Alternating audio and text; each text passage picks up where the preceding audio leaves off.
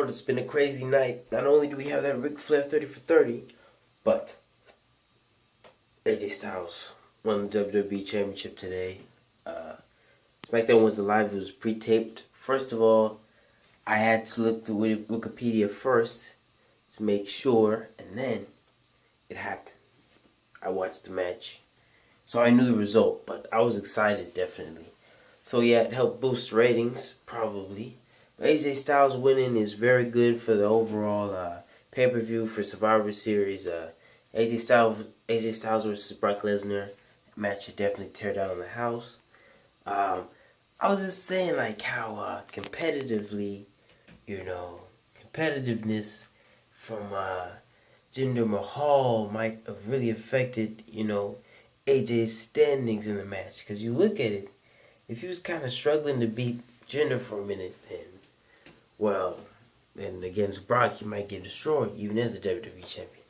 But at the same time, you get this match. I would have had at least AJ Styles kick out of the Colossus without the use of the ropes, and maybe kick out two Colossus, even to show how powerful he is in a way, how much punishment he can take. So, yeah, it's gonna be a huge match, a money match. You're like, well, the build won't be stretched out like a Mania match, but it's a Mania matchup, so it should be enough. It's in a week from this Sunday, so next Sunday. So it's going to be a big match. Survivor Series is looking good. We might get the New Day versus Shield. Basically, all three members of the Shield taking on all three members of the New Day. Might not be out in the rumors, but I know from what that angle they had with the New Day invading Raw that those three are going to have like those six are going to have a match. It's going to be a 3-on-3, 6-man tag team match. Probably not elimination rules, but just a really cool dream match that people have been wanting to see, especially myself. I'm a fan of the New Day. I really like the Shield, so I really think that match would be fantastic. It might not be evenly matched for like most of the smarks who think, who think that Roman Reigns is like some sort of, MacGuffin, like some sort of superhero. Like, I mean, it's really the smarks that think that he's been booked really well, but pay-per-views he's lost a lot, so he could get the pin. Because the New Day, they've lost their past pay-per-view matches at SummerSlam and Hell in a Cell, so those two shows, pretty big losses for them, but I do see them bouncing back, so they could win 6-man tag. Besides that, Survivor Series tonight, we got Ellsworth wrestling. So that was pretty interesting. He was in an intergender match.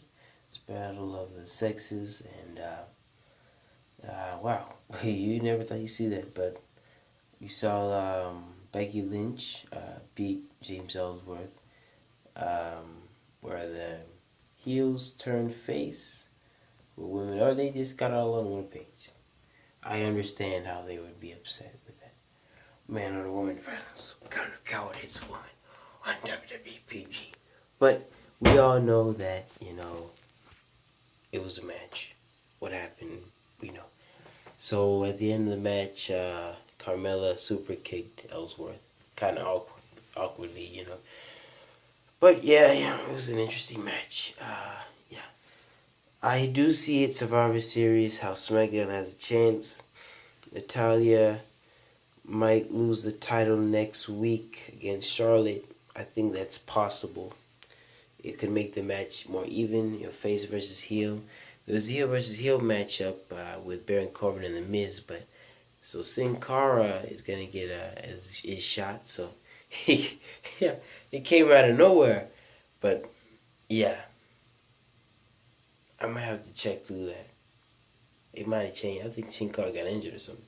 I know someone got injured, but the point is this: might have been another cruiserweight. Point is this: I think Baron Corbin keeps the title. The Miz also keeps the title, so it might be the only male versus heel match they have officially. Besides the whole Usos Cesaro thing, which I'll talk about because Jey Uso took that shot to the knee. I think he'll be okay, but I wouldn't be surprised if they actually replaced one of the Usos with Shelton Benjamin. This way, it could be Shelton versus and an Uso. Shelton and the Uso versus Sheamus and Cesaro.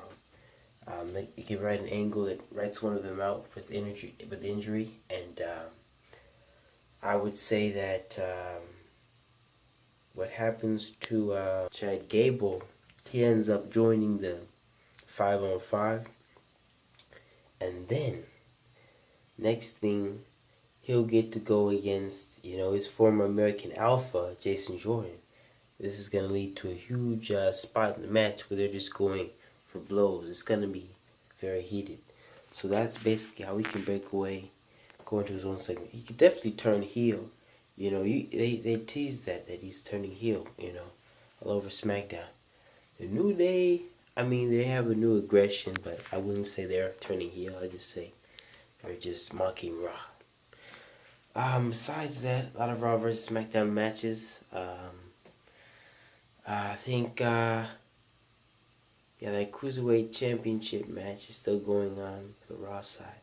So that's going to be interesting. It's going to be Enzo Amore versus Kalisto. So I think that's going to be pretty good.